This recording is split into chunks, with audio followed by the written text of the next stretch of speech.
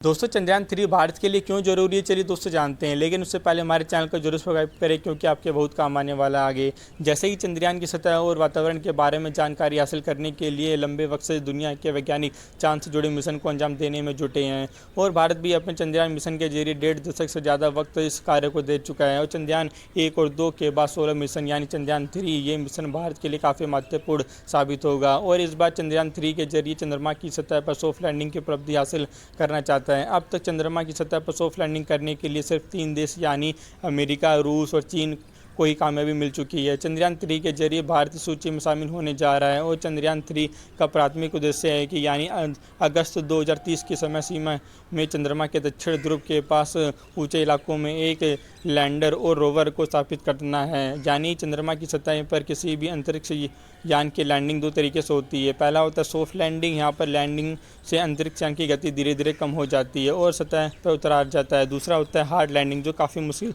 तरह से किया जाता है। दोस्तों क्या आपको इससे पहले चंद्रयान 3 के बारे में पता तो कमेंट सेक्शन में जरूर बताएं। और आगे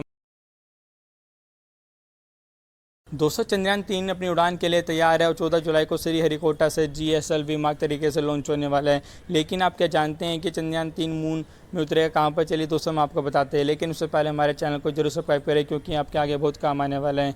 ये लैंड करेगा मून के साउथ पोल पर। लेकिन असली सवाल ये आता है कि आखिरकार दुनिया भर के मून मिशन साउथ पोल पर ही क्यों लैंड कराए जाते हैं।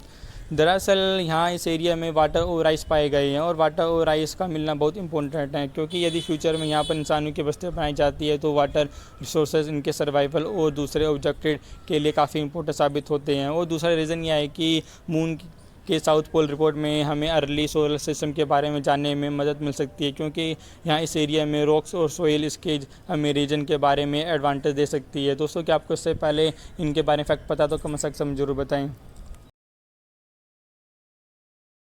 तो चंद्रयान मून तक पहुंचने में लगभग 40 डेज़ का टाइम लेता है, जबकि चाइना ने 4 डेज़, रशिया ने 36 आवर्स और अपोलो ने 3 एस्ट्रोनॉट्स को लेकर 4 दिन के भीतर पहुंच गया था। लेकिन आखिर ऐसा क्यों हुआ, चलिए दोस्तों जानते हैं। इसके कई सारे फैक्टर्स होते हैं। चंद्रयान 3 जहां मून में सॉफ्ट लैंडिंग के लिए लूनर टेरिटरी का यूज़ कर रहा है, वहीं USA के अपोलो 11 मिशन में डायरेक्ट ट्रेजेडी का इस्तेमाल हुआ है। दरअसल डायरेक्ट रजिस्ट्री का स्टार्टिंग पॉइंट से डेस्टिनेशनल तक एक स्पीड पाथ होता है जिसे पूरा करने के लिए फास्ट स्पीड और अर्थ के ग्रेविटेशनल पुल के बाद से बचने के लिए हायर वेलोसिटी ज़्यादा फ्यूल की नीड होती है। वहीं लूनर टेरिटरी का मून मिशन के ग्रेविटेशनल पुल में ध्यान में रखते हुए एडिशनल मैनुअल और एडवांटेज की ज़रूरत होती है जिससे पाथ लंबा जरूर होता है। लेकिन यहाँ पर चंद्रयान 3 मून ग्रेविटेशनल फील्ड में एंटर करते ही उसकी ग्रेविटी का इस्तेमाल करेगा जिससे फ्यूल की बचत होती है। दिल्ली के पीछे एक और फैक्टर अपोलो मिशन में यूज़ हुआ है जो स्टैटन 5 और चंद्रयान 3 में यूज़ हुए GSLV 3 की रॉकेट लॉन्चर की फोल्डेड कैपेसिटी भी होता है। हालांकि दोस्तों इस तरीके से इसरो ने सिर्फ आदिपुर जैसी मूवी 700 करोड़ मूवी से कम बजट यानी लगभग